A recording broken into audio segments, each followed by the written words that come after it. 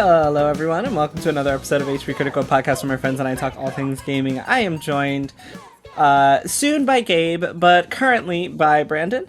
Yo. And Kelly. Hi, everybody.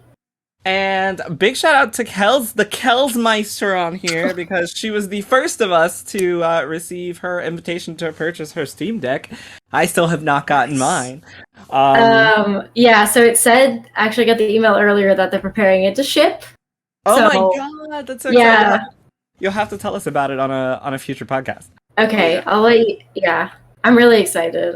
I'm I am excited for you and still impatiently waiting on my email. But one thing I am not patiently waiting on is the new name for FIFA. I know last week we talked about FIFA. FIFA is coming out of the EA breakup with its own game in 2024. So it's like, I think I was asking, like, what was the point of you guys, like, not renewing the contract after it's been, like, 30 odd years or whatever. Right. Well, obviously the point was because now they're going to make their own game and call it FIFA because it's a FIFA game. So, fuck you, EA.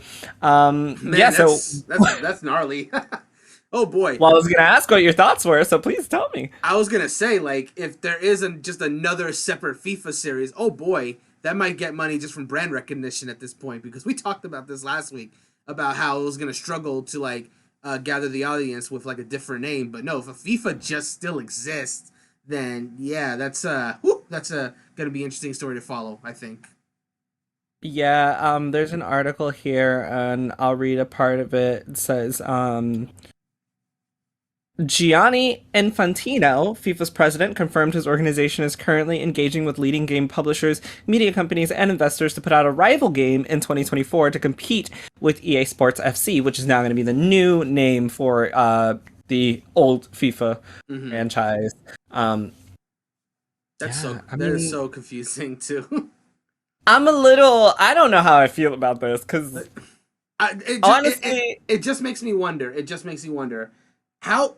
Okay, so if the original FIFA is now becoming, what was it, Sports FC? What was it called? EA Sports FC. EA Sports FC. So if that's the new one, I'm assuming that's keeping what FIFA was, but then the new FIFA, how close is it going to be to the old FIFA? That's where it gets confusing. Like, not only confusing, but it also makes you wonder, because it's kind of like a Yakuza situation where the 7th game in the Yakuza series is very different from the other ones, but then you have the spin-off Judgment, which plays more like the original Yakuza games. So that's kind of what I'm thinking about right now. How different is the game that is now going to be known as FIFA to EA Sports FC, which is the original FIFA? You get where I'm going with this?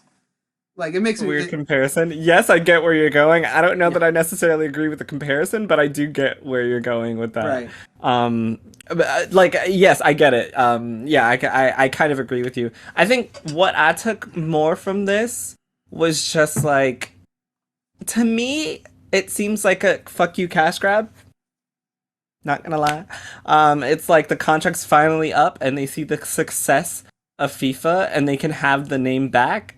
Obviously we don't know what the agreements were or what this contract was beforehand. Obviously, I'm not even going to try to speculate because I have no idea. But the fact that it's finally over and now you guys are just like, all right, well, we're now just going to make our own game with the, synonymous name, which is now, it links back to what you were saying, Brandon. Like, it's a huge, like, we talked about it last week, people call this franchise FIFA. Sure, so, like, exactly. Now there's literally another game that's going to be called FIFA being made by someone else. And it might be confusing for fans, yeah, for sure. But I'm just like, damn, that's kind of fucked up. Like, I'm sure you guys could have, and maybe they did, like, I'm sure you could have, renegotiated some form of something if you weren't happy with the way that it was being run or something. But to just be like, no, it's our name, we're taking it back and doing our own thing after 30 plus years, like, that seems really shitty, but I could just be wrong. Kelly, do you have any thoughts on this one? I think it will be confusing, and I think that EA Sports FC just doesn't really roll off the tongue. I think that, but I mean, the new FIFA game, whoever like is taking over the franchise, like, what if they can't make it as good? Like, exactly. Yeah, I feel like they might not. Yeah, I feel like they might not be able to go like. I mean, it's EA we're talking about, so They know how to make a game. This is what they do. Yeah. Right. Yeah. So, I mean, whoever, I don't know who has the game now. Sorry. I don't either. Okay. So, whoever has the rights, what kind of, I mean, they're going to be coming out with a new FIFA in like 10 years. Okay. Like, it's not going to be out tomorrow, I'm sure. I just... like, I guess I'm just so confused as to why you would do this aside from just wanting money from it. Because, like, you know, both you and Kelly brought up a great point, which is just like, what if it sucks? Like, what if you ruin your entire franchise by, you know, trying to branch out on your own? Or what if it's great and you make more money? You know, you never know. It seems like a really huge risk. But anyway, I'm moving on. Xbox players should check their Microsoft account balance. This is from TechRadar.com, written by Callum Baines. And the tagline is, don't let your money slip away, because apparently your Microsoft account balance is used to buy Xbox Series X, S, or Xbox One games for the digital Xbox store. But Reddit user CG6554 recently pointed out that not all funds that are added to your digital wallet will last forever.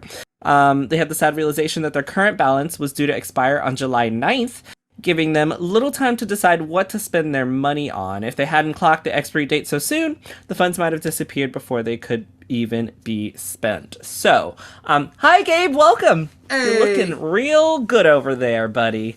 The half of your face I can see. Yeah, what is going on? Why don't you... That's better? There we go.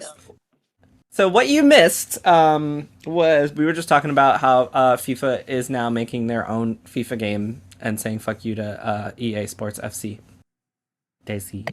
Yeah, saw that. It was pretty funny because one, it's always a win when it's fuck EA, and then two, the PlayStation Plus game of the month was actually FIFA 22. So it's like, get it while you can, because after that, it's probably going to be a better game. Well, see, that's what we were talking about. Either, you know, what if they take their name back and the game is worse because they can't make a good FIFA game and they ruin the franchise? Or it could be better and they can make a lot of money. I said it was kind of a fuck you to EA because it's kind of fucked up. But, you know, those were our opinions. And we're entitled to them on the HP Critical podcast. Unless I say so, because if you're wrong, you're wrong. All right, anyway, so Microsoft is apparently, they have an account balance. All the money that you put in your account isn't necessarily forever in your digital account balance. And when I read this, I was like, what the fuck? Because I just assume that if I put money onto my account, I can spend that money whenever I want to, however I want to, on whatever I want to that is online. And it turns out that that's not necessarily the case. And it says that this post has generated a lot of discussion on the Xbox subreddit over account balance expiration dates. And some players have even wondered how to even check when their funds are going to disappear and what they can do to stop them from expiring altogether. Apparently, it's a very simple issue. I mean, a very simple fix. Any money that's been added to your account using a non-promotional method will last forever. But if you've redeemed a gift card or added money directly to your account using a credit card, you can rest assured that the funds will be safe and sound for as long as Microsoft servers are active. If you're using a gift card, however, double check, because the gift cards bought from third-party retailers often have added restrictions, which limit how long after the purchase the codes can be redeemed. So the good thing is, if you purchased it with your actual money, you're fine. However, if it's a gift card, you might want to go in and double check to see when it's expiring. How do you guys feel about digital money on a digital system expiring? Digital money expiring is kind of nonsense, to be perfectly frank. Like, that's pretty much my main statement on it. Now, for me personally, I don't put funds into the wallet unless I'm actually planning on making a purchase. So, and I feel like there's a lot of people in that same, so for them it's probably a non-issue. But even so, some people, you know, Christmas gift, birthday gift, they get a gift card, they add it to they don't exactly know what they want yet. Maybe there's nothing they want right that second. Time passes, and then they're realizing that this money that was nicely gifted to them is now going to be running out, and I think that kind of sucks. I'm going to be a little cynical about this real quick and only say two things. The first thing is that I complained before that I don't know what games are leaving Xbox. on Game Pass, there apparently is like a section that says leaving soon that I just haven't seen because apparently I am fucking blind. So sorry for that person that told me that I can't fucking see. You're right. I can't see. Fuck you. Just kidding. Keep listening.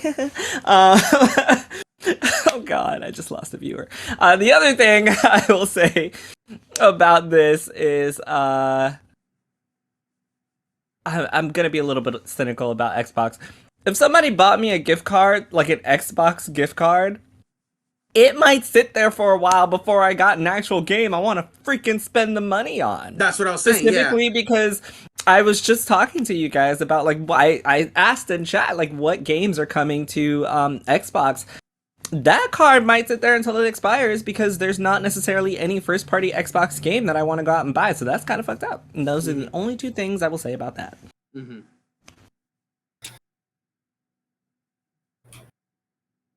Oh, Kelly or Gabe? Sorry. I mean, I don't know. I don't really get Xbox gift cards that often. But I feel like I don't want them to expire. But then again, like, I redeem them when I'm about to buy something. So are they like after you redeem them then they expire? No. After they redeem them they expire, or is it more like it reads to me as if like once you type in the gift card code and it's like the money is redeemed and sitting in your Microsoft Xbox account, you have to use that money by a specific date or it goes away. Okay. I normally redeem them when I'm buying something, but that's just me. Mm-hmm. Wait, so you think this is okay though to just like let people's gift card money expire? I mean, how long are we talking? It's not like a day. It's probably like 5 years or something. Like, does it have a timeline?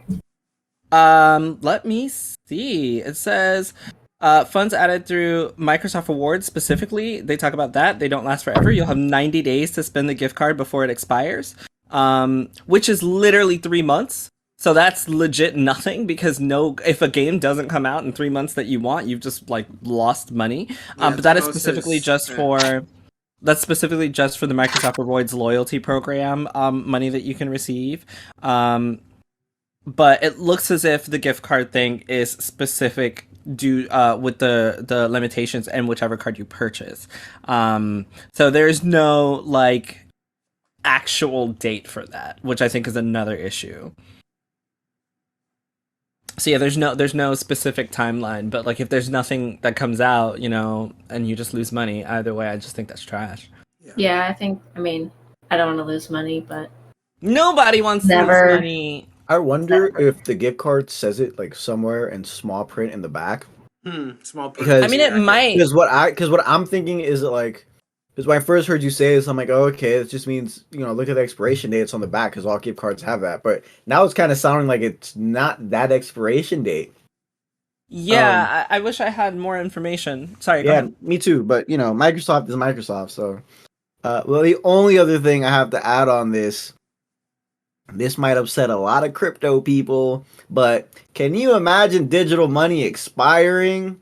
Wow. It's almost as if it's the same as real money. Oh my god. Except real money lasts a lot longer. And that's my piece on digital money and Xbox and gift cards. Actually, one more thing. Now we just need to find out if PlayStation does the same shit. Yeah. Yeah. Because I know Nintendo doesn't. As far as I'm concerned. My thing is, as far as I go out and shop at any place, gift cards don't freaking expire. I've never seen a gift card in my life that has expired. Me, personally. Okay. Yes. So I'm not saying it doesn't happen, but I've never gone to a store with a gift card and they're like, oh, it expires, you need to use it like an X amount of time. Like, never have I bought a gift card that expires, in my personal experience. But in case anyone else is on Jarrell's, personal experience road, I guess, to give you more of a, because gift card expiring does sound a little silly, but there are gift cards like those wannabe debit cards. What the hell are they called? They're vanilla something. someone's gonna know what I'm talking about, one of our listeners. But that's what I'm talking about. Those weird wannabe debit card looking things. Those, for example, have expiration dates. So Is that a gift card or is that like a it's a gift card. reloadable like Visa card thing? One use gift card, not one use, but like a set amount when you can't reload it after that. Just buy us all on the HP Critical Podcast gift card so we can test them out. Microsoft sponsor us. Not after that conversation. No. So now we'll go ahead and move on to PlayStation. PlayStation boss asks staff to respect all abortion opinions in an email about cats. This is from Kotaku.com. Also, that is, I will say, kind of a little bit of an unfair title. I mean, it's not wrong. He does say respect people's opinions on abortion rights, but he also does talk about his cats. So technically, it's not necessarily, a wrong title. So yeah, there was an internal email that went around from PlayStation's president, Jim Ryan, and I'll just read to you guys what it says here. It contains several paragraphs about cats, but it does not contain a hard stance in support of his staff's reproductive rights, and even asks employees to respect anti-abortion views and opinions, leaving many PlayStation staff angry and upset. As reported by Bloomberg and independently verified by Kotaku, the email that was sent around was referencing the recently leaked Supreme Court draft, signaling that the court would overturn the 1973 Roe v. Wade decision. The email went out to PlayStation employees Thursday, May 12th, and in the email, it opens with a mention of the seemingly imminent, devastating blow to reproductive rights. This is from Kotaku. The PlayStation president avoids taking a side, instead asking staff to respect differences of opinion on both sides of the issue. And then he goes on to try to lighten the mood by talking about his cat's birthdays. And lots of female PlayStation staff, felt that it was disrespectful and inappropriate and not the right place to try to do something like that. And also other staff members felt like we shouldn't respect everyone's opinion on, women's rights. We should PlayStation should take an actual stand, something that Bungie has done, which, as we all know, PlayStation has recently purchased Bungie. Bungie has taken a stance, whereas PlayStation as a whole has not, and a lot of people were just pretty much disappointed that the PlayStation president is saying, look at both sides, as opposed to taking a stance against the issue. So yeah, what do you guys think about that one? I think that the whole pro-choice, I don't think that needs to be said at all. But I just don't think that there's any logical way to cater to both sides of the argument at all. I don't think that you can convince anti-abortion people that they're not saving innocent lives. I just don't think that there's a way to do it without alienating half. Obviously, I'm for reproductive rights. I just don't think that they're ever going to see it as a right. It's not going to be that way for them. They're never going to see it. It doesn't matter if you have logic. I mean, the speech is about bodily autonomy. It doesn't matter if it's alive. You don't have to, I don't have to donate my kidney to save your life. I don't have to use my body to bring something into the world that I don't want to do. People don't see it like that. And I think that there's really no winning stance to take. I don't. I think that it's literally an illogical argument, really, to be making with people the anti-abortionists. They're just so passionate for nothing. I don't know. They're not really providing any help to the people, but they don't want them to have an abortion. I just think that it's one of these things that just in our life we're never going to see it. I don't want to say solved, but I think that they alienated the pro-choice crowd. But a lot of people are crazy anti-abortionists. Yeah. I don't know. It's one of those weird things. I don't know. As a uterus haver, I feel I don't know what to say. Like, I feel like I used to just be like, yeah, I'm pro-choice, what the hell? But then, like, I've seen all the content that people who are anti-abortion make, and it's like they cannot be convinced. Like, they cannot be convinced at all, ever. It will not happen because they're not thinking logically. They're thinking with, like, oh, Jesus and passion and everything. And, like, it's just not, it's not the same wavelength. Like, it's not the same argument. So, I don't know. I feel like a lot of companies have said, like, we'll literally move you to another state. Like, there was a company, God, who was it? They were like, we'll pay to relocate you to a state where you can get an abortion. Well, that's an activist right there. Like, but like, I don't know. I don't know. Yeah. I'd actually not heard that. Yeah, some people are taking this really seriously, like some companies, and they're literally like people are saying they'll pay for you to go do it or whatever, and somebody made the joke like anything to avoid paying maternity leave. Anyways. Oh my oof. Okay, sorry. Whoa. Backspace. Oh god. I don't know. I don't, like I said, I kind of went on a tangent, but I just don't feel like there's a right answer because there will never be a right answer because it's like not even an argument. I don't know. You can't really make it because you can't fight logic, or you can't fight with logic against, I don't know, passions So against. you think that no matter what Jim Ryan had said, like it wouldn't have mattered because someone would have been upset? Well, of course. Like there's no, there's no right way. I think that he should have supported people with uteruses rights to have healthcare procedures such as abortions. That would have been the right move. But in this entire argument, because it's all I see. I mean, are you guys seeing all of this too? Is it just because I have a uterus? No, you're 100% right. So, like, I just want to address, like, there is no, like, argument that's ever going to turn people who don't believe in it to believe in it. Yeah. I don't know. It's a really, I don't know. It's just a very hard conversation and topic to discuss because there's people that are just so divided on it, and I don't know.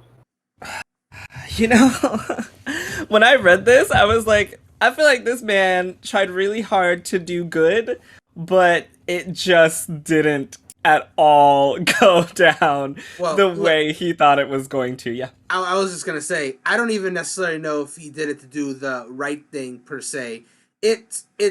I guess in his position, he felt like it was the most sensible thing to do as leader of business. However, it's very short-sighted because, as Kelly pointed out, by taking this hard neutrality stance, you thought that you would be like, okay, then both people will like us. When in reality, I think both people are very mad about this decision because you didn't support one side, you didn't support the other side. So both are looking at you like, well, where do you stand, Mr. Ryan? Mm-hmm. That's really what it is, because one side thinks, oh, you don't want us to have rights, and the other side thinks, oh, you want to kill babies. Yeah. That's why it's such a weird, like, you can't ever win. Like, so whose side do you want to be on? I mean, I would say pro-choice because they're, like, the majority of people. But this is PlayStation, right? Yeah, PlayStation's President Jim Ryan. Is that, like, U.S. president, then? The PlayStation U.S. president, yeah. Jim Ryan. In the U.S., it Roe versus Wade is supported, but in other places it might not be so. The reason I say I think he thought he was on the right path here is because once he did that, he then started talking about his cat's birthdays like everything was fine.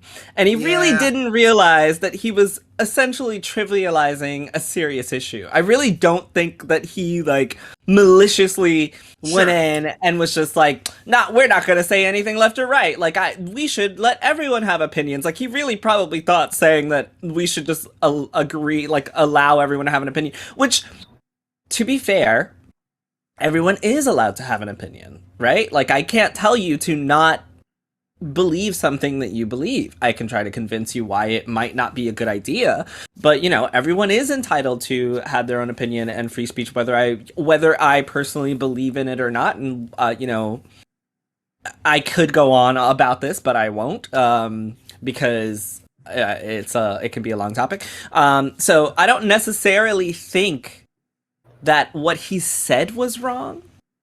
I don't believe what he said.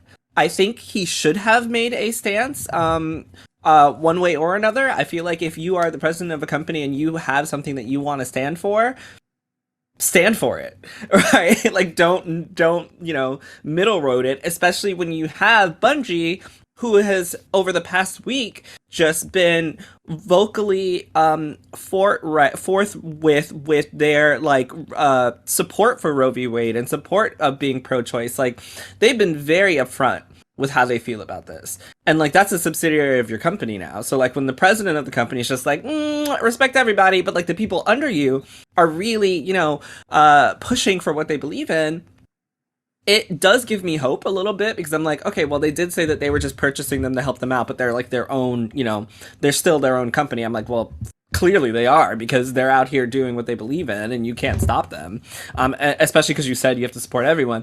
But then to go on and try to make it like lighthearted, nobody gives a fuck about your cat birthday, bruh. Like, this is serious issues. Like, this is women's rights are being destroyed right now, and you literally out here telling us about your cat birthday. Like, one of the quotes from the article said, someone said they've never been so upset about a cat's birthday in their life. And I agree. I would love to know that it's your cat's birthday, but not in an email where you're telling me that I should support someone who's, all about removing the rights of women. Like, what? Sir, this is not the right place. This is not the right time. You didn't.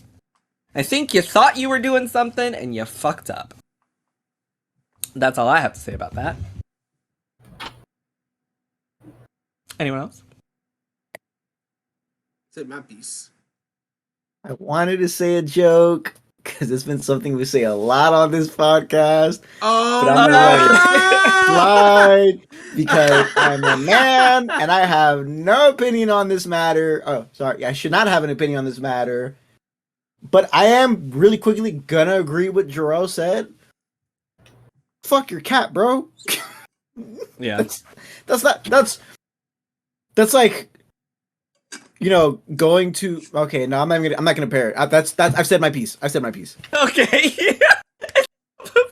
Yeah, I was gonna make another comparison. I was like, nope, I am going to just type them to me and I'll say it. I'll let you know it's appropriate. Because, as the resident, ovary baby maker haver here. It's like, but like the thing is, like the comparisons are like so different that there's no point in saying it. That's honestly, I need to stop asking all these dudes to come on here. Look all these. I'm so bro. sick of being surrounded by all these penises. I'm so sorry. Fuck you too. I meant the guest penises, not your penises. Calm down. I actually don't even like the way that this is coming out. He likes it. You see? Anyway, so PlayStation has revealed the PS5, PS4, PS3, and classic games lineup for their revamped PS Plus. Have you guys seen the games that are coming? Yep, and I was right. All right, well, so before you tell us about why you were right, I should probably tell everyone what we're talking about. A few podcasts ago, we did talk about how PlayStation was upgrading their system to have different tiers, and you could pay a specific amount of money, and the more money you pay, the more access you get to older games. And there was also a very interesting tidbit with that, which I think it was the highest tier that would allow you to play trials of games. I believe you get to play the beginning of an entire game before making a purchase. So there was a lot of stuff in there, and we finally have the list of all the games.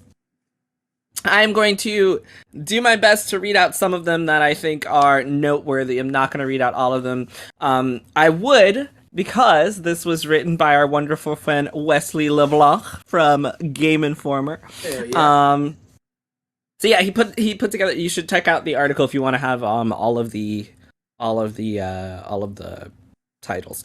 So for the PS5 and PS4, games coming from PlayStation Studios to PS Plus are Alienation, Bloodborne, Concrete Genie, Days Gone, Death Stranding Director's Cut, Demon's Souls, Destruction All-Stars, Everybody's Golf, Ghost of Tsushima, God of War, Gravity Rush 2, Horizon Zero Dawn, Infamous Second Son, Knack, Little Big Planet 3, Marvel Spider-Man, Miles Morales, Medieval, Resogun, Returnal, Shadow of Colossus, Last Guardian, Last of Us, Until Dawn, Uncharted, Uncharted 4, Uncharted The Lost Legacy, Wipeout, Omega Collection. I did skip some there. Most of these games are games that if you are a PlayStation owner, you have played or you probably own. Mm-hmm. And those are just first party PlayStation titles, so that PlayStation Studios titles, or rather I should say. As far as the game catalog coming from third party studios, they include Ashen, Assassin's Creed, Celeste, Final Fantasy 15, Hollow Knight, Marvel's Guardians of the Galaxy, Mortal Kombat 11, Naruto Shippuden, Ultimate Ninja Storm 4, NBA 2K22, Outer Wilds, Red Dead Redemption 2, Resident Evil, Soul Calibur 6, The Artful Escape, and The Crew 2. Another thing I'll say about these are, if you're fans of those, you probably already played them. Yeah. Then we have the early look at a selection of games that will be available on PS Plus, which for PlayStation Studios include Ape Escape, Hot Shots Golf, and third parties include Tekken 2 and Worms Armageddon, among others. And the remaster of the classic games catalog include Ape Escape 2, Dark Cloud, Fantavision, Jack 2, Jack 3, Jack X, Jack and Daxter, Rogue Galaxy, Wild Arms 3, Bioshock Remastered, Borderlands: A Handsome Collection, Kingdoms of Amalur: Re-Reckoning, and the Lego Harry Potter Collection, Crash Commando, Demon Souls, Hot Shot Golf. I think I've said some of these already. Ratchet and Clank is on there, Tokyo Jungle, Resistance 3, Castlevania, Asura's Wrath, Ninja Gaiden 2. I did say Red Dead Redemption. Also some of the titles that will be part of the time-limited game trials, which are those games that you get to play for a certain amount of time. If I'm not mistaken, you get to play the beginning. Actually, I'll just read it for you. The time-limited game trial benefit will enable you to try select games before you buy them. After downloading a trial of the full game, you can play it for 2 hours for most games. The playtime counter only counts while you are in the game, and it's a great way to try games before you decide to buy, and any trophies and game save data from the trial period will carry forward if you purchase the game. Those games include Uncharted Legacy of Thieves Collection, Horizon Forbidden West, Cyberpunk 2077, Farming Simulator 22, Tiny Tina's Wonderland, and WWE 2K22. So I want to have this conversation in two parts. The first part is, how do you feel about this PlayStation collection? Does it make you want to subscribe to a higher tier? Also, just be aware that these are the first titles that are announced. I believe they're going to have semi-monthly, they'll have updates, and then at the end of the month, they'll have a second update. Don't quote me on that, but I believe at least twice a month they're going to be updating these titles for higher tiers for PlayStation players that are subscribed. And yeah, so with that, with those titles, with us not knowing what the future holds, how do you now feel about the PlayStation Plus subscribers? Real quick, The subscriptions. I want to add one detail to that as well that they are doing, which I think is actually really good. And so this is something I think you in particular will appreciate, Jarrell. So in addition to all these games that they listed on these additional tiers, you go to these tiers, you get the given games, right? But they have also said... I think I know what you're talking about, but go ahead. Yeah. They've also stated that two things. First, if you have already purchased a certain legacy PlayStation game from like the past systems, you can download it on your PlayStation 4 or 5 at no additional cost. So you won't have to subscribe to this to be able to play the games that you have already purchased in the past.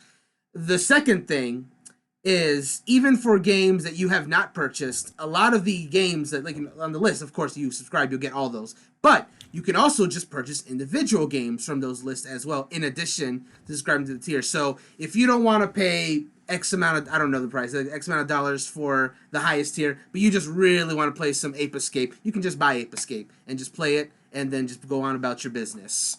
So that's, I think, a very important distinction, something that I know is something we've discussed with NSO, how like you're locked into doing like the expansion pack tier if you want to play any of the N64 games, and you can't just purchase them individually. And we've talked about how we wish that there was an option that you could both, subscribe to the tier to get them all, or just purchase the games individually if you just wanted the individual one. So I will, before I give my full thoughts, I will give PlayStation props for giving that option, at least, that giving you the option to just buy the game outright without having to subscribe to this higher service that you may not even necessarily want. Now, all that said, yes, go ahead. The I did see it. The monthly refresh will occur on the first Tuesday of the month with new PS4 and PS5 games added to the service, same as what PlayStation Plus members get today. Extra and premium deluxe subscribers will get an additional monthly refresh that will occur in the middle of each month, and the number of games refresh will vary per month. Got it. Okay, so I'm gonna break down each of the individual things like one by one, starting with the PlayStation 5/4 game trials. Obviously, that's not. Wait, no, don't talk about game trials. Nope, I said just. Oh, okay, that's the part two. I wanted to do that separately. Yes. Got it. So this is talking about like the legacy titles first, right? Is that what the first question was? Just your thoughts in general of the subscription tiers and how you feel about it now, knowing some of the titles that are coming forward and how it works. Okay, so how I feel about it, aside from what I was talking about earlier, I don't know, man. It's a little underwhelming for the beginning. It's certainly something I won't be upgrading to, like at least not right away. And that's more of a personal thing for me personally because even though I had the original PlayStation 1 and 2, I didn't have like a huge amount of games. I like PlayStation. I have a lot of PlayStation games, but I'm more of a Nintendo person. So I don't have that same history with the PlayStation, even the ones they've chosen that other people may have. So none of these games like personally appeal to me. Yeah. I will, and another thing too is like it seems like they're not adding online play for these games that had like multiplayer, which is very disappointing because that's one thing that at least Nintendo did well, is that these are classic games, but you can play them online, which is fantastic. And not having that seemingly is, I think, definitely a misstep. So it has, you're just basically playing the old games. And if you happen to have a friend within your house and you can play with them, but in 2022, that's just, you know, in the networking age where you can get friends from more ways than just like meeting them in person, that's becoming less and less likely, you know. So not having that feature is definitely like a negative, I would say. And the game selection, like we're getting more, and the more they add, similar to the NSO thing, the more you add, the more enticed people will get. But I think with their launch lineup, I don't think it's quite enough. Like there's a good amount of PS1 games. That's probably being generous to say. There's some PS1 games. The only PS2 games are ones where you can get the legacy ones that you can already download. And there's a single PSP game, which I will point out is a handheld port of another game that's also going to be on the PS3 streaming service, which I think is called Super Stardust something. Like there's Super Stardust Portable, which is the only PSP their game they're adding at launch. And then there's Super Stardust HD, which is like part of the PS3 streaming thing that they have right now. So they basically didn't really add any PSP games. They had like a handheld port of a PS3 game, but on a system that's not handheld. I think the real appeal of like having PSP games for people is just to play those games and not obviously the portability of it because it's not a thing with the PlayStation 4 or 5. So yeah, it seems weird they chose that game as their PSP one. All that to say, the game selection they started off with launch is weird. It feels like near the end of Nintendo, like when they're adding the NES and Super Nintendo games.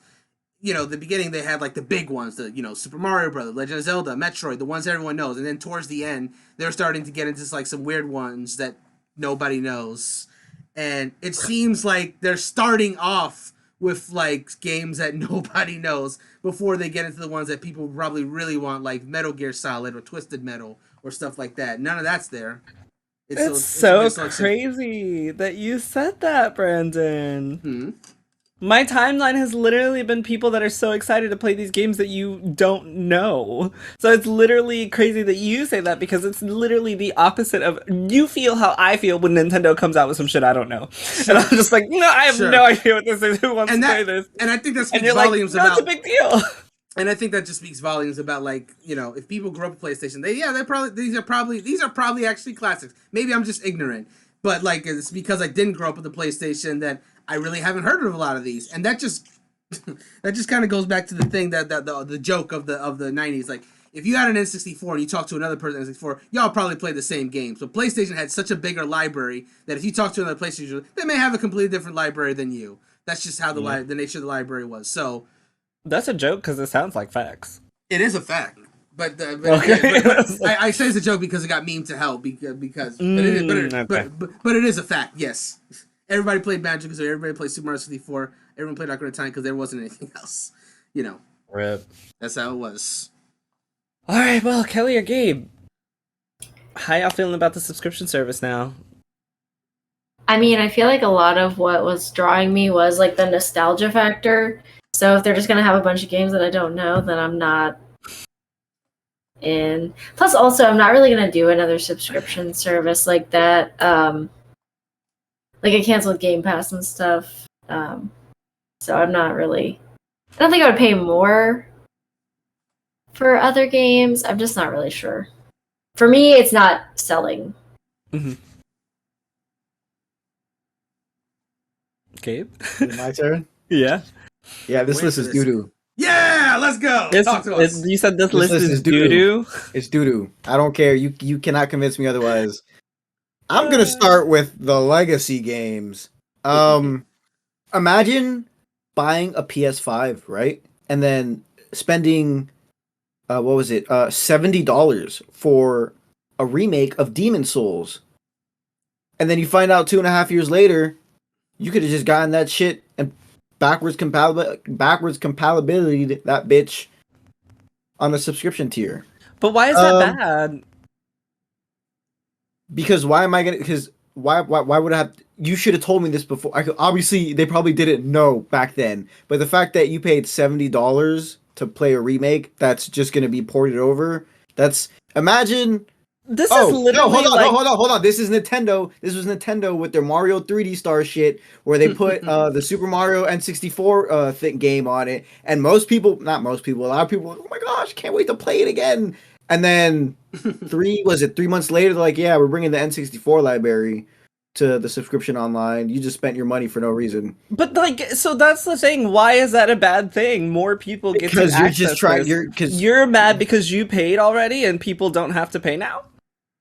You're obviously paying for it. I mean, yeah, because you're paying for the service. So it. then, why are you upset that it's coming? Because you're just double. You're putting double of a game already. Like, me personally don't like seeing the same game playable on the same system. If that makes sense. Okay. Besides that, I guess yay for Ratchet and Clank. I mean, okay, Ratchet and Clank, I'll give them that one. Mm-hmm. What about Jack and Daxter?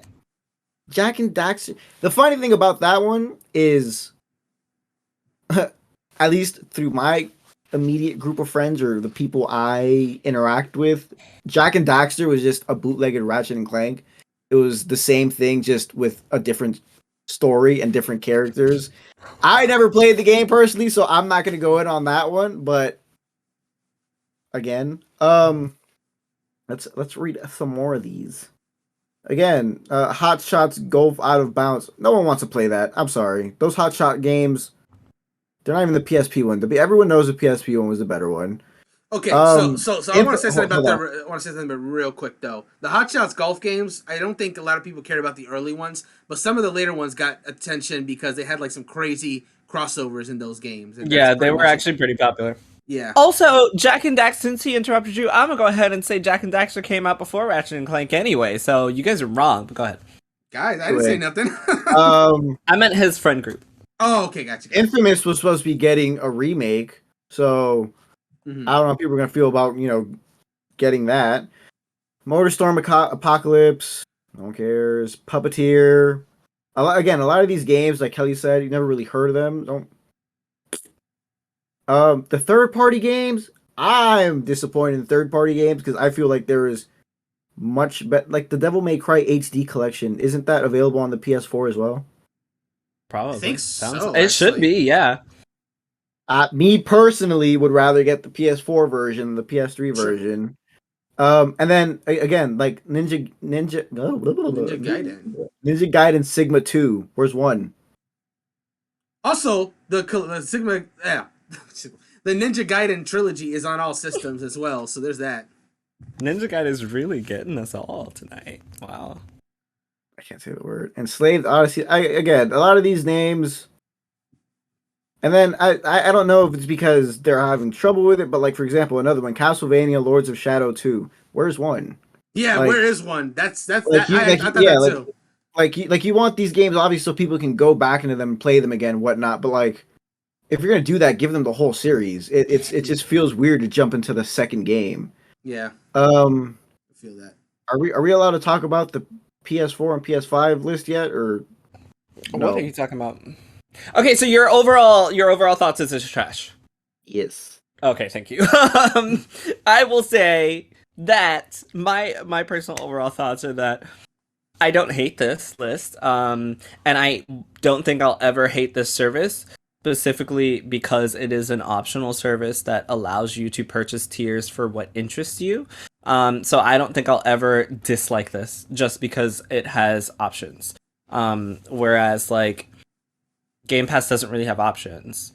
Nintendo Switch Online, sure they have like 2 options, but it's either you get all these games or you don't. Like it's not like there aren't actual tiers. So I don't think I'll ever hate on this system personally, just because if you don't want the games, you don't have to, purchase or pay for a higher tier. And like Brandon mentioned, if there is a game that you do want on there, you can just buy it individually without having to pay extra for a subscription service on the tier. So because of those 2 things, I'll just wait and see what games come out and see if there's something that I do want to purchase later on. As of now, I'm not going to pay more than the $60 that I already pay a year. And I still believe that for $60 a year, I'm playing more free games on PlayStation than I am on any other console that I'm paying a yearly subscription for. So I still can't necessarily hate on this overall. Yeah, but that's just me. And that is a good thing that the regular tier is just gonna stick around. You can still just enjoy it the way you always have. Give you 2 free. I wonder how shitty the new tiers are. Huh? Nothing. You go, Brandon. What? No, I was just saying. No, I was just saying that the regular tier is there. That's all I was really gonna say for what it gives you. All right. So the last thing I do want to talk about this is which I was saving separately, which is the time limited game trials. As mentioned, they are going to be available for you to try for 2 hours for most games. In the counter, like I said, it only counts while you're playing the game, and it is a time-limited game trial, and it will allow you to decide whether you want to buy it or not. And as mentioned, those games are Uncharted Legacy of Thieves Collection for PS5, Horizon Forbidden West for PS4 and PS5, Cyberpunk 2077, the PS5 version, Farming Simulator 22 for PS4 and PS5, Tiny Tina's Wonderland for PS4 and PS5, and WWE 2K22 for PS4 and PS5. So let's talk about just that portion, the time-limited game trials. How do you feel about this? I think the only the only good one on that list would be Cyberpunk 2077. Okay, so instead of talking about what you feel about the list, how do you feel about game trials as a service? Being able to play 2 hours of a game is ridiculously smart, because there's some people that are, for me, for example, when I want to see if I want to invest in a game, I'll just go on YouTube and and watch it. But there's some people that actually need to get the controller in their hand and experience the game for themselves. Like I'm not to pick on you, Jarrell, but like Jarrell, for example, him and the Soul series, he's always he's always wanted to try it. He's seen videos on it, so he thought, let me just buy, what is it, Demon Souls, right? Yes. Yeah, let me just buy Demon Souls, and because I've seen people play, and it looks like fun. Like, he played it, and it wasn't his cup of tea. A waste of $60.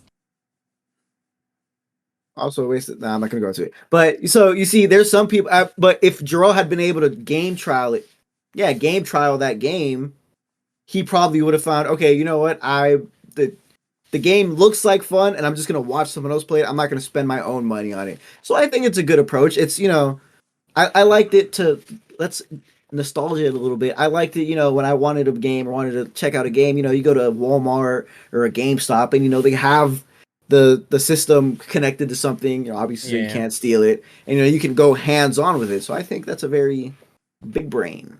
Mm-hmm. And now you can go ahead and talk about the individual titles if you'd like. Because I'm one of those people that I can watch a video on the game and decide whether it's going to be for me or not. I feel like some of these games it's too late for them already. Like Uncharted and Horizon Forbidden West has been out for 3 months. Even been That's out that that's long? but the thing is, no, but here's the thing though. Like that's to me that's a long time. 3 months is enough for me to go on YouTube and look up the entire gameplay on it. But Cyberpunk, since it had so much negativity around it, especially for consoles, I think that's like the big highlight for me. Like if I was getting the tier and I was like, oh, I want to try out one of these game trials, I'm 100% doing Cyberpunk 2077 first. And you know what? Tiny Tina's Wonderland too, because a lot of people were like, oh, this is just another Borderlands game, but you know, if you play it and you try it out, you're like, oh, maybe it's not just another Borderlands game. I don't know about I'm looking up release dates because WWE 2K22 came out 2 months ago. Tiny Tina's Wonderland came out 2 months ago, and yet Horizon Forbidden West which also came out like 2 months ago, is the one you talk shit about. Yeah, so being too late. That's crazy. They all came out like 2 months ago. No, one of them came out 3 months ago. Oh, my bad. That's that extra month. You're right. My bad. It's that extra month. But besides that, I like this isn't really a dig at the list, but like I feel like you'll know if you're into Farming Simulator 22 before you even try the game or not. Not necessarily true. Yeah, I agree. Maybe, but you know, I don't know. Like if you have the option to try it free, some people just try anything. That's just my takeaway from that. You're not wrong, but that's not free because you got to pay for that service. True, but if you are paying for it, then you definitely want to try everything that you can. That's what I'm saying. Yeah, but I don't know. Again, the list is, at least for the PlayStation Studios, is kind of underwhelming. You could have added a bit more games in there. Yeah. I do know. Well, so I'll be very brief on this because we've been talking about it for a long time. PlayStation Studio. This game trials I think is a wonderful idea for consumers just altogether. It's proven that it works because Nintendo and Square Enix like to do it a lot. Where they will allow you to, I should say Square Enix likes to do it a lot, not Nintendo. They allow you to play a certain amount of a game, and sometimes they'll even ask for a survey on what you think can improve that game, and then they'll let you take your save over to the actual game, and fans have really enjoyed that process. They did it with Triangle Strategy, they did it with Stranger of Paradise Final Fantasy Origins. They did like a trial with Babylon's Fall. Everybody said it was bad. They kept going. But the point is, game trials are so good for consumers, not necessarily for developers. So I don't know how they're getting these third-party developers to be able to allow 2 hours of their game as game trials, especially for games as new as Tiny Tina's Wonderland or games that are 2 months old. Like, you say it like it's a long time, but I haven't touched a single game on this list personally. Okay, aside from Cyberpunk, yes. To argue that you don't touch a lot of games recently, but that's what I mean. But that's what I mean. How many people have played every single one of these games and maybe not even thought to, attempt to try it? Me. And if you're playing Horizon Forbidden West, and if you're finished with it, you're probably playing Elden Ring, which means you haven't had time to check out Cyberpunk or Tiny Tina's Wonderland. So it's all about the games that come out and the time that they come out. Anyway, I think it's really great. I think it's a wonderful idea. I don't know how it's gonna pan out in the future, but I am excited to see what games they do come to the service, because honestly, this is the perfect service for me. I'm not paying for it personally. Like, if they had a tier that was just like, hey, $5, an extra $5 a month to try out new games for 2 hours, in the long run, that would save me so much money instead of paying for a game that I wouldn't like to play. If it were at a cheaper tier, I would 100% be interested in something like this. I'm still interested in it, but I ain't paying extra for it because I'm not paying extra for shit because I already paid too much. And that's my thoughts on it. I think it's a great idea. I wish that more companies did it. I guess I don't know if I'd compare it to something like Xbox, where you play on Game Pass, like the games that are day one on Game Pass. Because essentially you get the whole game for the service. So I guess you could compare it to something like that. I guess, I don't know. I'm done. Well, I was gonna say, so yeah, obviously, I don't hate the idea of game trials. I mean, they're essentially more like extended demos, really. And demos are always a good way to demonstrate whether or not you actually want to play a game or not. Or a trial is just an evolution of that. You know what it kind of reminds me of? Um, and it's funny that I say this because I mentioned like earlier, it's like I had a PlayStation Watch, but I didn't play like a lot of the big games. One thing I did do is I got a few of those demo discs that you could get back in the day for the PlayStation 1, which just had like, a bunch of demos for like a bunch of PS1 games that got, or sometimes just trailers. And that was a good way to try like a whole bunch of games. And there were a few that I ended up buying because of, like, I bought the Spider-Man 2 PS1 game. I wanted to buy this game based on Atlantis the Lost Empire because that demo was great, but I never found the game. That game was hard. I would love to have tried it. It was hard. I want to play it. Anyway, that's that. Let me not get on a tangent. But yeah, no, it reminds me of those days of like the demo disc. So yeah, having game trials where you can just like play the beginning of the a good portion of the beginning of the game, I think is a really good idea. But I do have a question actually, Jarrell. This game trials, was this the middle tier or was this the highest tier that you got this? I'm pretty sure it was the highest tier. See, that's the problem because I love this idea. But it does double check. Okay. But assuming that it is the highest tier, I think that is a shame that it does cost a lot for that. Because if it was on the middle, I think that'd be good. Because I think the idea of game trials is a really good idea. Try before you buy is always just something that I always subscribe to. Obviously, you mentioned before that Game Pass is, first off, you get those games day one, and then you just get to keep them until it comes off Game Pass. That's the other thing. Whereas this one, if you decide you like the game and buy it, I mean, it's yours. But that's just how owning games works, right? So there's positives and negatives for sure. And there's also the fact that, we're presuming, I think, that maybe this is coming out as soon as like 2 months afterwards. I would be interested to see if going forward, I don't know, what's a big PlayStation release this year that we're expecting? A big God of War. Final Fantasy Soul. Yeah, no, okay, so God of War's this year? Yeah, but unless they decide to push that back like they've been doing with everything else. Well, let's assume it does come out this year. Let's say it's a nice fall release for God of War Ragnarok. Now, if that comes out with a trial, day and date with the release, that will be huge.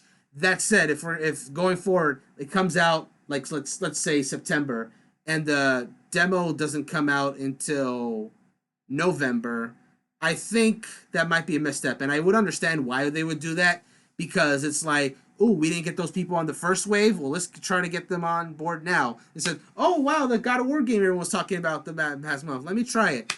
So I think there's a good strategy there. But at the same time, I think more people would want to know right away while everyone else is playing it if that's something that they would want to play as well. So I'm hoping going forward that the trials really are, the same, at least within the same month. I'll give them that. Within the same month of the game releasing.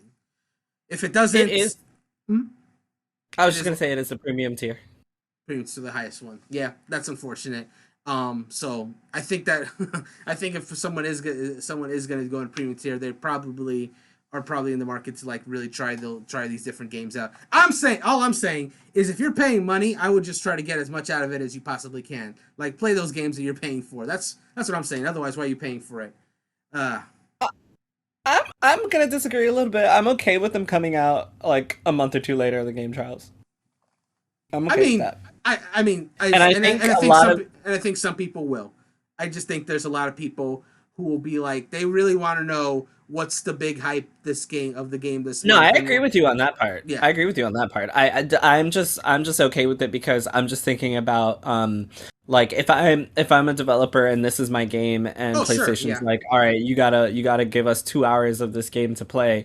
I don't want to put it out when it first comes out because like if people aren't gonna go buy, like, that's why we have all these pre-orders and pre-order incentives. You want people to buy the games. Like if I put it out and nobody likes it and I ain't making shit from it because of fucking PlayStation on day one, that's very different than someone who might not, have the money day one, but gets to be able to try the trial out. And then it's also, for these developers, it's like, all right, the first kick of people that were gonna buy this game guaranteed have already gotten it. So now you can trickle in with a few more purchases from those people that may not have given it a chance before. So I think doing it like a month or two later is a great idea because people who want a game are going to go buy the game they want to play. Mm-hmm. And they'll probably just play a game trial until the game gets to them, but they're going to play that fucking game.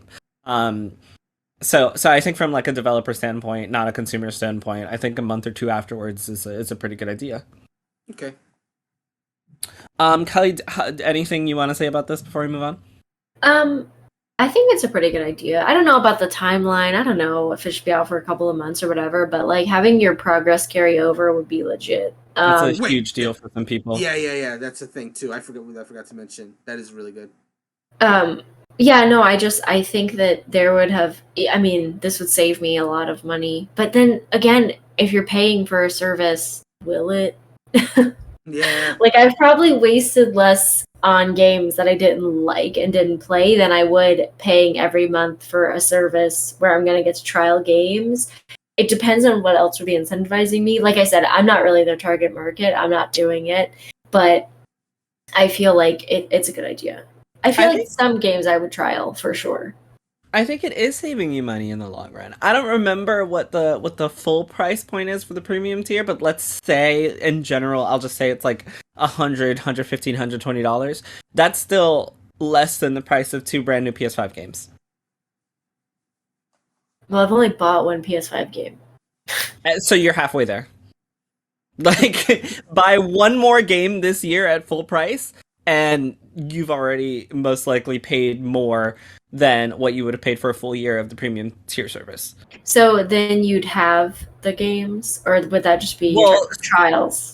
I'm just talking about like game trials, because I mean, at the end of the day, you might still end up spending more money, because if you like the game and you like the game trial, either you wait to see if it comes out as on one of the premium tiers, or then you go buy it anyway. So you'll of course end up spending more money, but it's also, you know, an incentive to save money. The last thing I'm going to say about this, though, that I do like about this is that they only it only counts when you're in the game. That's such a big deal for me, because if I start a 2-hour game trial and I've got kids that I gotta go take care of, or I've gotta go pick up someone from school because of an emergency, or I've gotta go do this at work or something, and I put it down, and can you imagine, like, I come back and the 2 hours are up and I can't play it anymore?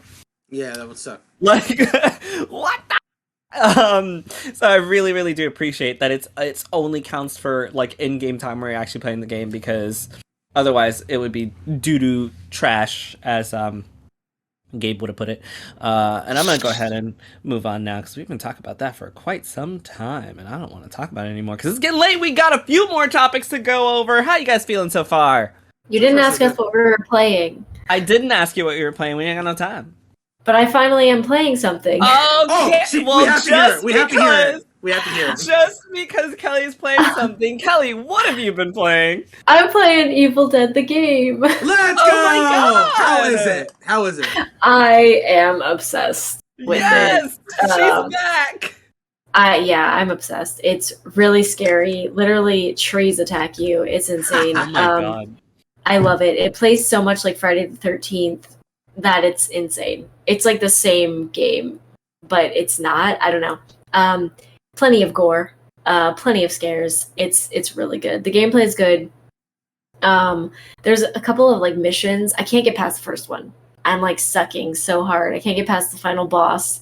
It's really hard. It's like a heavy combat. You have melee and range weapons. It's Anyways, right up my alley. It's really fun. And if you want to hear more about it, I was just going to say, if you want to hear more about it, you can read Kelly's review at hpcritical.com. When it's up. When it's up. It's not up yet. When it's up. Yeah. When it's up. She's stuck on a boss, but, you know, she's going to get there, and then she's going to be able to tell you all about it. Roblox. There's a Trojan virus that's now infecting PCs, and even business computers are at risk. A new Roblox Trojan virus is now infecting PCs. If the malicious content further spreads, it can cause a wide cybersecurity threat, since lots of gamers across the globe play the block building game. In the words as of writing, go ahead. No, go ahead. I was gonna say, in the words of the Roblox kid, oof. I don't get that reference. Yeah, I'm just gonna say one more reason not to play Roblox. Oh no! As of writing, there are around 43 million Roblox gamers across the globe. Imagine how many PCs will be affected if they're all infected by this new Trojan virus. That is from Tech Times. I mean, no, that hacker really was just like, you know what? I know where to go. I know where to take this virus. That's literally what I was thinking. I was like, do you know how smart it is to go infect Roblox? Like 43 million people just get fucked for playing Roblox. It's a lot of kids too. That's like, the they thing, don't know. yeah. They don't know what to do. What I was gonna say, yeah. And you're infecting your parents' computers with all their credit card information, and you just move it along. So also, EVO 2022 has featured 9 incredible games to play, 3 action-packed days of events, and countless unforgettable experiences. You've got Street Fighter V, Guilty Gear, Strive, Mortal Kombat Ultimate, King of Fighters 15, Tekken 7, Dragon Ball FighterZ, Grand Blue Fantasy Versus, Skullgirls, and what is this last one? I think it's Melty Blood type Lumina, yeah. Yeah, so that EVO lineup has been shown. I have things to say about EVO, but that's a different podcast. There's also a game missing that I also noticed was not in the article we put out.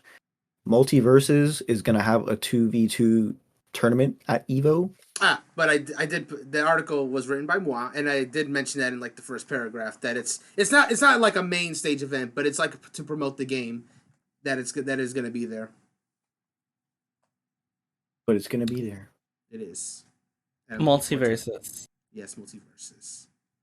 That trailer was sick. That's chill. Great platform fight. All right, well, let's talk about something that's not chill. A gunman killed 10 people in Buffalo, New York, shooting while live streaming on Twitch. However,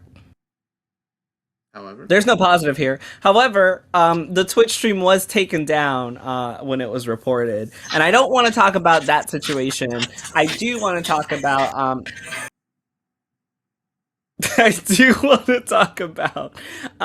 Twitch and its inability to fix itself, because how do you let something like this be streamed? You know, like how do you prevent something like this from happening? The idea that this is a news story that can be talked about, that this guy live streamed this event, means that it went on for a while.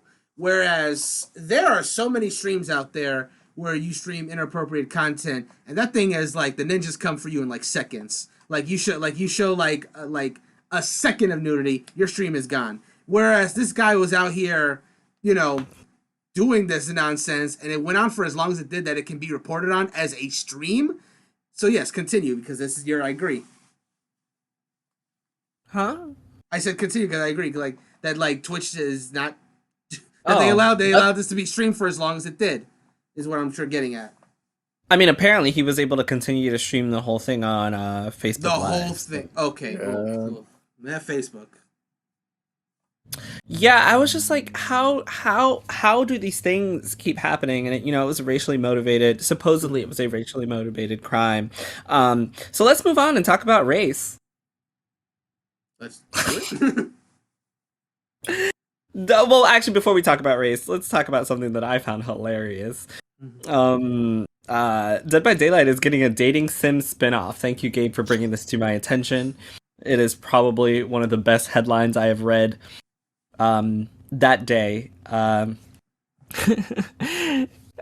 this is the title, it's great. It says "Hooked on You," a Dead by Daylight dating sim. Get it? Hooked on you because of the hook, right? Yes. So freaking wonderful. So the Dead by Daylight 6th anniversary live stream brought a lot of exciting announcements, but none of them were stranger or more surprising than the reveal of Hooked on You. This wild spin-off surgically removes Dead by Daylight's terrifying killers and plops them into the romantic bubblegum world of dating sims. If you've ever longed to court the Huntress after she brutally slaughtered you, Hooked on You, a Dead by Daylight dating sim, is the game you've been waiting for. Launching later this year, this visual novel tasks would-be lovers to flirt their way into the hearts of 4 killers: the Wraith, the Spirit, the Huntress, and the Trapper. Through choice-driven conversations, you'll forge friendships or steamy relationships with these monsters to learn their personal histories and uncover the broader stories of what got them here in the first place. This title, Hooked on You, mixes horror, humor, and romance to create a fresh way for fans to interact and create an emotional bond with their favorite killers. Our goal with our first visual novel is to provide fans with a completely unique and a surprising new way to experience the world of Dead by Daylight. I will be playing this at some point. Oh my god, no, it's playing. I'm sorry. I will be playing this at some point. I mean, look at this. Look at this. How can you not? Everyone go buy this game when it comes out and just play it, because I want to date the killers of Dead by Daylight, and that's all I have to say about that. Sometimes I gotta remind myself that there's a very large option of game genres out there, and I try my best not to judge. No idea what you just said. I think you're muted. No, I'm not. Oh, I said, are you judging me? absolutely. I am going to play the fuck out of this game. I love visual novels. I will stop talking now, actually. Kelly, how do you feel about this? I mean, I don't know if I'll play it, depending on how much it is. I would play it for a certain price. I'm not sure what the price is. Let's see when that's price of free. Yeah, perhaps. I might be lured into playing it, but you know, I do have a thing for scary things, and going on a date with someone that could kill you is, I mean, very interesting to me. So I think that you know, let's do it. I think I'm interested. I don't think I'm sold, but I'm definitely not disgusted. You know. Can you imagine if someone clips Kelly saying going on a date with someone who could kill me is very interesting? Well, honestly, I'm glad you brought that up, because any date a woman goes on can happen. I was literally just talking about this with some straight friends about a certain app. So yeah, Star Wars Jedi Fallen Order, the devs claim that requests for black and or female leads were rejected in that game, because I'm just going to move on. Unless you guys had something else to say about the DVD. Nah, I got nothing. Fuck me, daddy. Or mommy. Oh my god, yes! That better be a line. That better be a tagline that I can Will use. she sing her lullaby as while we're having pillow talk? And her lullaby's creepy, actually. Don't do that. So Star Wars Jedi Fallen Order, the devs claim that requests for a black and or female lead were rejected. The game and franchise were allegedly said to already have major black and female characters, so once you already got them, you can't make any more. This is from Ryan Dinsdale at IGN.com. A former Respawn Entertainment developers claim that the requests from team members to make the protagonist of Star Wars Jedi Fallen Order female and or black were shut down. The response allegedly centered around the fact that the Star Wars franchise had a female lead after the movie's Rey, and the game already had two prominent black characters. So they were just like, look, we gave you 2 blacks and a girl. No more. We're fucking done. And here's the tweet from Nora Neverborya. Nora Shramik says, when I worked on Star Wars Jedi Fallen Order, a lot of devs wanted and advocated for the main character to be black and or a woman. Reasons for no were we already have 2 black people in the game, Rey is a woman, and we can't do that to guess what the demographic of the people making those decisions. We can't do that too. Guess what the demographic of those people making those decisions looked like. Now, Fallen Order stars Cal Kestis. At the time that Fallen Order was released or revealed, you know what Jarrell said? I remember what Jarrell said, but go ahead and repeat for the audience. I said, I am not interested in this game because it is another white male protagonist for another Star Wars game. And I said I wish that they would have gone a different direction. If they would have gone with a female character, if they would have gone with a black female character, which I don't think has ever been in a Star Wars game as a titular character, like anything other than another white hetero cis male for another new Star Wars game, especially because this was the game that they said was going to be a part of the official lore for Star Wars. And I kept saying, what a time to be revolutionary and make something different, and they didn't, and I complained the fuck out of it, and because of that, I never bought this game. So it's so interesting to find out now that people agreed with me and they were trying to advocate for it, and it was shut down. Anyway, so yeah, Cal Kestis, who has since become an established part of the Star Wars business and canon, must be nice. She followed up with her previous tweets stating that the decisions were made at the Respawn level and were not the result of an evil EA or overly controlling Lucasfilm/Disney. She says, it was our team's game, and yes, a few of the people with decision-making power made choices. The issue isn't with Cal or his actor, but about lost opportunities lost. She clarified that these were her personal experiences with a few people who had the opportunity to push change, and added that, quote, I no longer work at Respawn, and from my understanding of people who do, there have been changes since my departure. So she did clarify, like, this was not Disney, this was not EA, this was literally the people at Respawn who were able to make decisions, who went ahead and made these decisions. So, like, it actually wasn't the big companies from now on. I was just really pissed when I read this, because I thought, like, I specifically remember talking about this and being upset about it, and, you know, we got Cal Kestis. I mean, yay, whatever. I have nothing else to say. I don't know if anyone else has something to say. I have nothing else to say. Jarrell, he is a minority. He's a ginger. Don't even. You know what? Fine. So make a black female ginger. That's a huge minority, but they fucking exist. So if you want to have a ginger, make a black female ginger and keep going. I'm sorry. The thing I'm gonna say is the excuse to not have a female lead is that the movies already had one. No offense to Daisy Ridley, but that female lead sucked. So you could have just brought that around and made yourselves even better. But I mean, yeah. Oh, and also, well, I'm sorry. Yeah, what? No, I was just gonna say, like, to say you just checked your diversity box, like literally what they were doing. Yeah. Mm-hmm. Like we've got that. No thanks. And also, I mean, you could have just switched the roles of, because as far as I know, someone that helps Cal Kestis, whatever, throughout the story is a that black lady woman with them bug eyes. Yeah, so you could have done before not going into that. She is.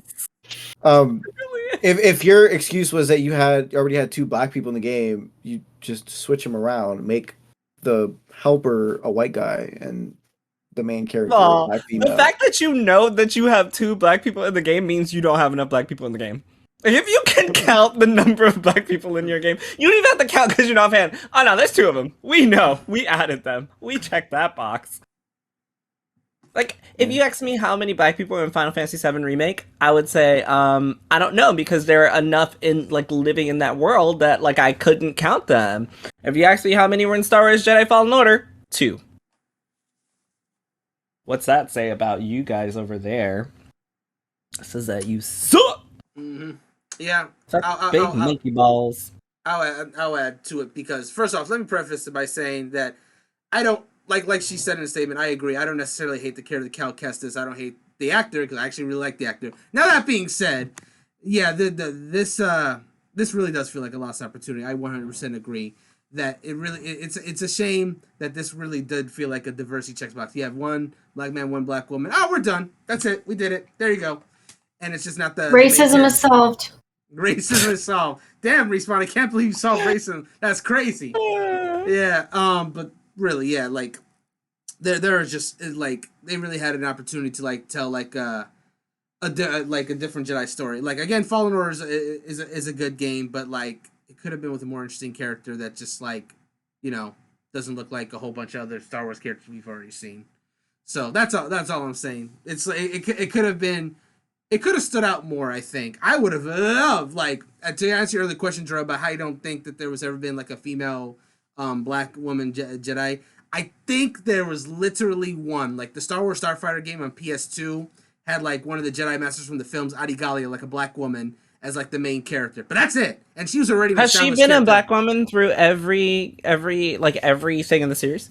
Yes. Yes, she has. Gotta check, because sometimes they'll switch shit up on you when you're not paying attention. Yes, they do. Oh boy, they do sometimes. But anyways, yeah. But hey, one, she's not even one of the main characters. They just kind of had her as the main character of the video game. And two, that game's not even canon anymore. So basically, they got nothing. And they did Adi Gallia somewhat dirty in Clone Wars. Like, as much as I love Clone Wars, like, Adi Gallia didn't get the best time in that show either. Isn't she the one that got shot off the speeder bike?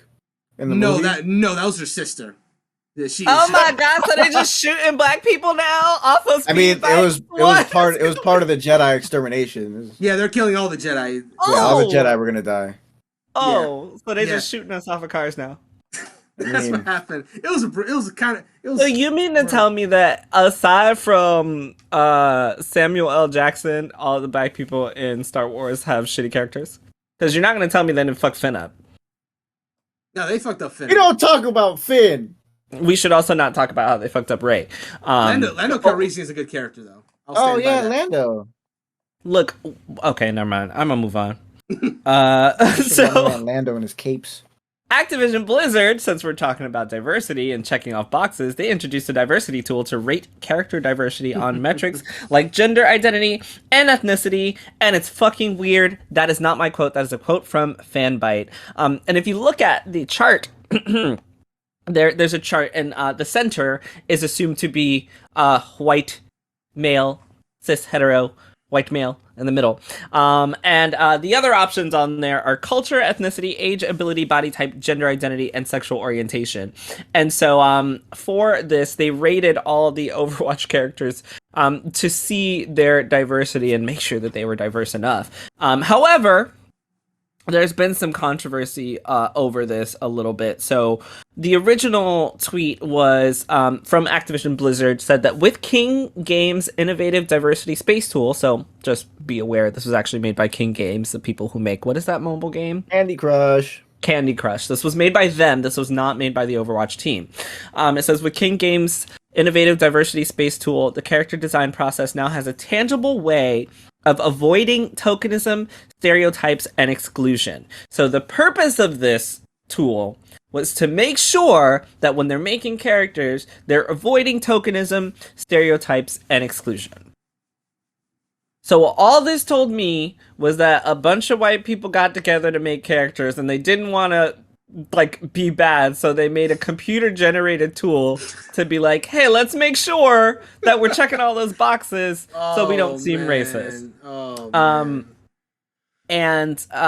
So what ended up happening was there was some discourse over this. Let me see. So there's a character artist at _MLKTEA on Twitter for Overwatch. And she quote tweeted this, and she said, God, I swear our own company tries so hard to slaughter any goodwill the actual devs who make the game have built. Overwatch doesn't even use this creepy dystopian chart. Our writers have eyes, the artists have eyes, producers, directors, etc., as far as I know, also all have eyes. You know what drives our diversity? The devs. We have people who work on the game from these cultures. That's it. That's literally it. That this creepy chart was made for the executive team to let us do our thing. That might track. So she came out. She's like, look, Overwatch doesn't do this. We have diverse people working on this. I can't say anything more about that. I cannot call her a liar. I cannot call her a truth teller. I have no fucking idea. Either way, the chart's weird as fuck. Whether you use it or not, the fact that it comes from Activision Blizzard as a company also just makes it look even worse, because we already know that there has been racism and sexism within the company. So it doesn't look any better. So there was another tweet that says, from odd_winters, that says Activision Blizzard got caught union busting again and went quick, drop the AI generated race tier list, this will cover us. Which is just another, callback to when everyone was upset with them, and they dropped the black female character for Overwatch 2 when they knew they were fucking up. So other people were just like, yeah, this is another, let's try to hide the lead, bury the lead with some bullshit so that we don't get in more trouble because of everything that's happening. How do you guys... Huh? You ruined my punchline. I'm so sorry. Because right now, when you were about to ask us, how do you feel about it? I was going to be like, oh, did you know that Activision Blizzard reportedly sent out an anti-union message ahead of voting deadline? But you already mentioned it, so it's not going to have the same punch anymore. I'm so sorry. It's okay. At least you're getting all the news out at once. I'm trying to. I just don't understand who in their head unless you are a white male, who in their head would think, let me make a diversity chart because I don't know how to make characters. Like, that's the only thing I can come up with is like, I don't know how to make diverse characters, so I need a computer-generated chart to make sure that I'm able to check off all these boxes.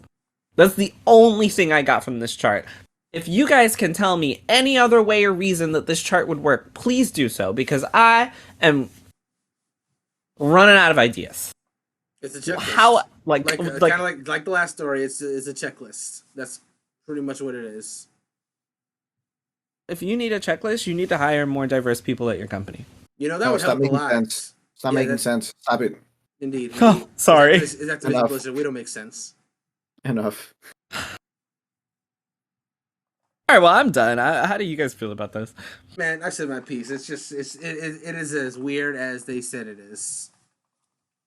I'm gonna do that. I'm gonna make a diversity chart for HP critical hires, and just like the chart, like the middle of the chart is gonna be diverse. So I'm just gonna branch out to cis hetero white and make sure that I have all of those checked off. So if you want to come right for HP critical and you are a cis hetero white man, we've got a space for you.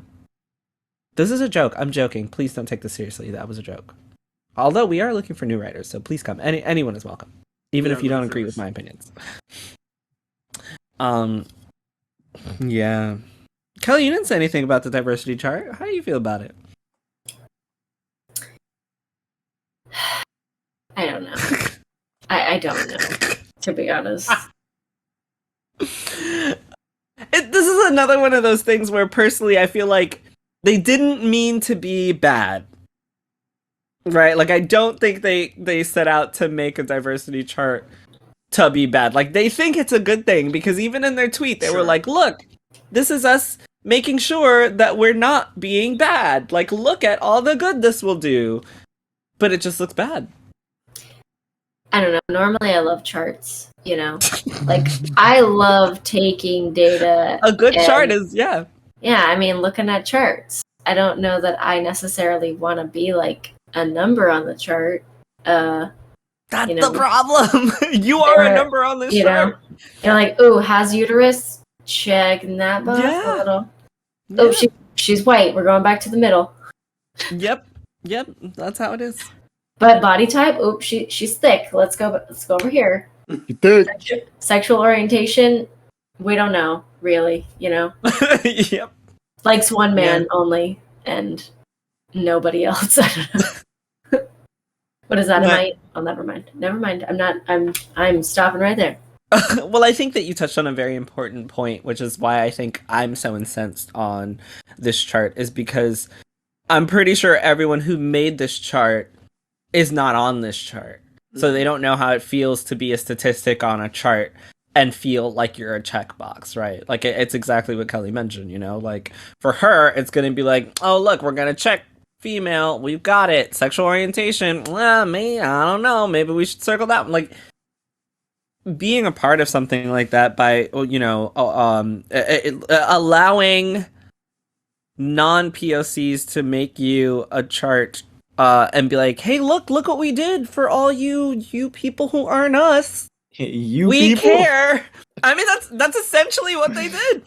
For all you people who aren't us, we have a chart to make sure we somehow include you, because if it were up to us on our own, we totally wouldn't. So we had to make this whole chart to ensure that we can make sure we got you guys in there. So yeah, here's a handy chart. We're using it internally, and we're gonna tweet it out because we're really proud of it.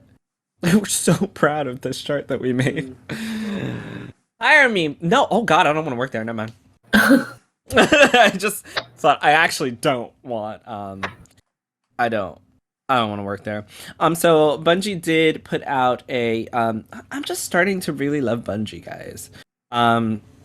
They put out a tweet and a post about and the tweet says, our hearts go out to those impacted by this past weekend's tragedy in Buffalo, New York. And they're talking about the previous story that we were talking about this guy who was who, you know, did the things at the grocery store. And they have Be Heard pin, which is available on the Bungie store, and all of the proceeds are donated to the Southern Poverty Law Center, and it's really awesome. It's they also have this article there with how they feel and ways to donate and help for because of racially motivated crimes. They also have a Black at Bungie Inclusion Club, and Bungie and the Black at Bungie Inclusion Club work together to help respond to the tragedy. So they're now showing their Be Heard pins on the front page of the Bungie store, and starting today, as the writing of this, which was May 17th, and for at least a year, all the proceeds for the pin will be donated to the Southern Poverty Law Center, a charity whose work includes monitoring hate groups and other extremists throughout the United States and exposing their activities to the public, the media, and law enforcement. And it says, in addition, our studio is committed to supporting the success of our ID&E initiatives for 2022 and beyond. We understand the fight for equality and equity is not easily won, but is a constant effort by all. And this was written by Black at Bungie. Bravo to Bungie for being able to have even a portion of their company that can make a response to the situation.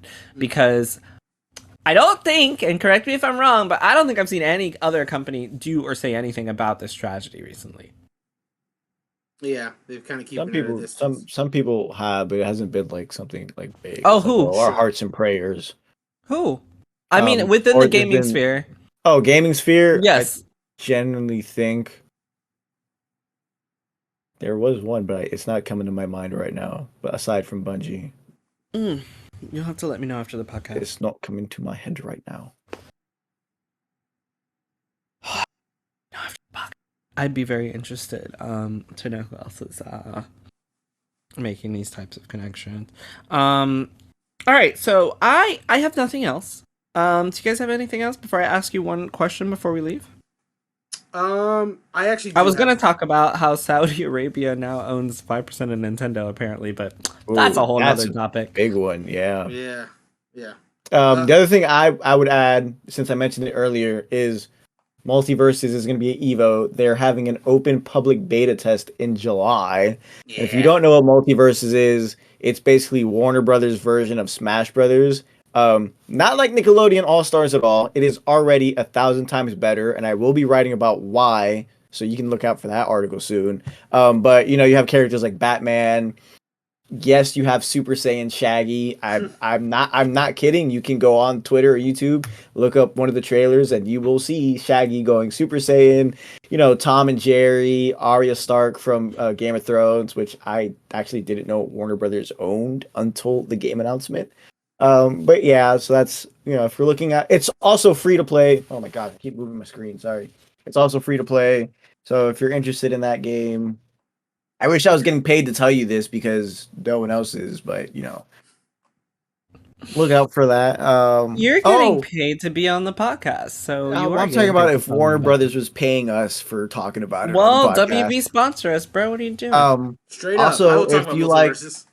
if you like Angry Birds and Minecraft, there's a new Minecraft DLC that's been, I think, was released yesterday, where you play as Angry Birds and get your eggs back. And as for games, I think that's did we talk about, I don't know if we talked about it, but yeah, but as of game news, that's it for me. I love that this is like Gabe's corner. Let me tell you about all the news I care about. It's just because, sometimes I love it. News that I care about only. I mean, yes, it is. But also, Fall Guys is going to be free to play. Yeah, there we go. Hold on. No, I'm going somewhere with this one. Is going to be free to play June 21st, available on all systems, PS4, PS5, PC, Nintendo Switch, Xbox. So I'm going to say it here so everyone can remind me. When I ask these fellas, and what's the female version of fellas? When I ask all these people to play with me and they say no, just let it be known. If I disappear one day, it's because I found out they hate me. So just letting y'all know that. And also, it's a very fun game if you're interested in that too. We had a really awesome Fall Guys tournament that had a very nice turnout. And man, yeah, Teddy Boy. That was the one. Ted That was the boy, friend, me Bob. that was the friend I made during that tournament. What a great guy. He streams. That's not important. I think LF Jake won. He did Didn't win. he? Yes. Looking for Because, Jake. I slipped and up. also shout out to him for staying up and like because it was Australian time zones and Oh, he was yeah. up till Yeah, like he was 3, up 4 real a.m. trying to fucking win Fall Guys and he won. He so did shout it. out to him. He did it.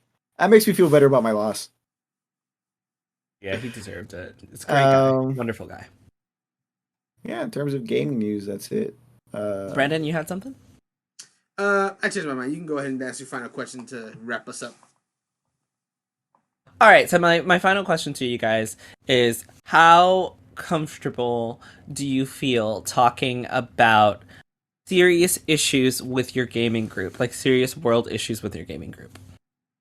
I don't think there's enough conversation that happens normally in these, and I understand why that is because gaming more than anything else for people is meant to be kind of like a de-stressor, something like it's like any form of media, you like books or shows is meant to be an escapism. So it's very difficult to introduce like real world strife within media that you enjoy.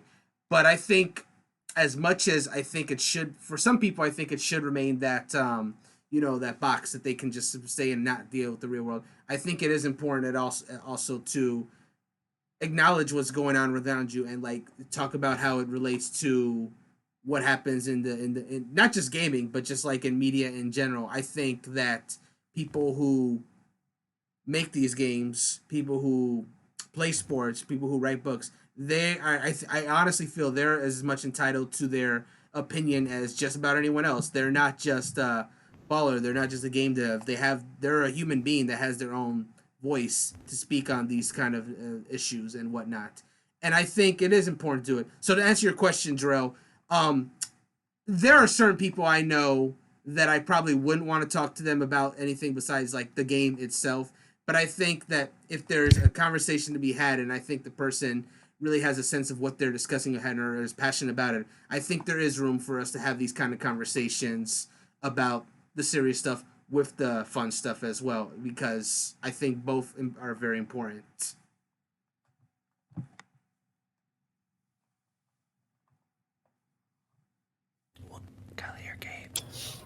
I mean, I feel like I'm comfortable talking to you guys about it, but I don't know the people I play games with. And I think that I stream, and some of the people that I stream for think they know me. They don't always know me, and I don't know them, So I don't think I'm really comfortable talking to a lot of the people that I game with because I don't know them. Like, I don't know their thoughts. I don't know, like, who they are. And, I mean, some things I'm not willing to compromise on, but some things I don't really want to talk about because if it's not affecting us playing a video game, I don't want to know, And I feel like that's kind of, I don't know. I feel like that's not the right answer. I just don't always want to know because I just feel like you're never going to agree with someone on everything. Mm-hmm. There's never going to be like a time where you agree with every person's view on everything. So I don't really like to talk about that kind of stuff. Plus, it never comes up, really. Like, I'm not just like, let's talk about abortion right now. Like, no, I'm never going to do that. I mean, we talked about a story here, so it was brought up, and obviously I said my piece. But, like, I'm not just, like, gonna just, like, out of the blue, like, hey, pals, how do you feel about a woman having rights to her body? Like, maybe I should bring it up, but, like, just kill this fucking enemy over here. I don't give a shit, I don't know. I don't really like to bring it up, but at the same time, I feel like it's kind of a cop-out. But I don't know. I don't like to talk to anybody about anything, if we're being honest. I just don't like to talk to people, period. Like, why am I like, what? No. I'm disappointed, Kelly, that you thought that you said that your answer was wrong. My answer is very similar to yours, in which case is pretty much, I don't know these people, so I'm probably not going to talk about it, And it's usually not the space to have the conversation. So I think that's a perfectly valid answer. Don't doubt yourself, girl. You said what you said, and it's right. Well, I feel like some people think that you, like, they say that not having politics on Twitch is problematic because people could be like bad, and if you don't have politics, then you're picking the neutral side, which is wrong. Like, I don't know. I see a lot of people having a lot of differing opinions. That's why it's so hard to say anything like about this. Like, I don't want to bring things up, but at the same time, I don't want people in my space that don't think that women deserve rights. But like, I don't know. It's weird. Well, I will say that I think that is different, right? Like, if you're streaming your game for an audience, I think that's different, because then you do have the chance to express how you feel specifically, because that's the platform for it, right? Because you're streaming to an audience on Twitch. I just mean, like, in general, in your own gaming sphere, like, if we were all playing Final Fantasy 14, for sure, I'd be like, hey, guys, did you hear about this racist ass story? Whereas if I'm in a pickup group trying to do, the hardest content that just came out, I'm not going to be like, all right, well, we failed, so let me tell you guys about why Blizzard sucks, Like, yeah. I could, who knows? Yeah. I could just be like, all right, guys, well, since we're here and I have your attention and we're losing, let me tell you about, like, we ain't doing shit else but losing, so let me tell you guys all about how racist and sexist Blizzard's company is. It's also go on a rant and get kicked.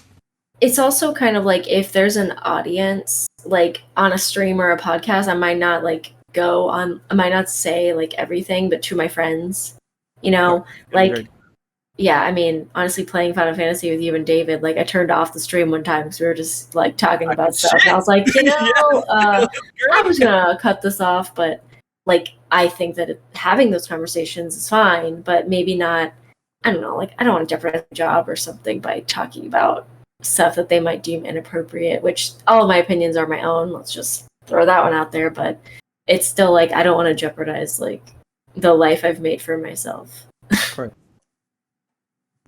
Gabe, what about you? How comfortable do you feel about talking about social issues within your gaming sphere? My gaming sphere is my immediate group of friends, so we are extremely comfortable with it because... Would you say that you do it often? Yeah, actually. Almost every time we jump on the game, we'll talk about it a little bit.